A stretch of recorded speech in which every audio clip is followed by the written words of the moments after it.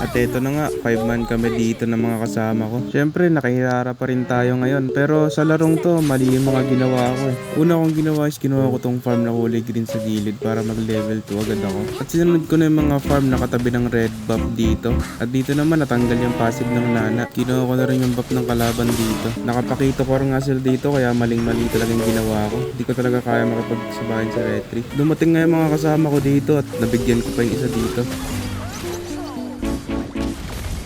Yung Aldous ng kalaban dito nag-snowball na, buti na lang na micropole. And ayun, napatay pa namin siya. Ganda sana ng set ni Kazumi dito kaso wala talaga siyang kasama eh. Do me a favor, please. Get out of here. Grabe nga yung explainer namin doon, nag-set sa wala. Pero nakapitas naman sila kaya okay lang. Sobrang tigas na ng Aldous dito tapos ang sakit pa. Tignan nyo naman, wala akong damage. Galing na Kaguro, nakita nyo? At dahil ang gagaling namin, ayun, talo. Victory!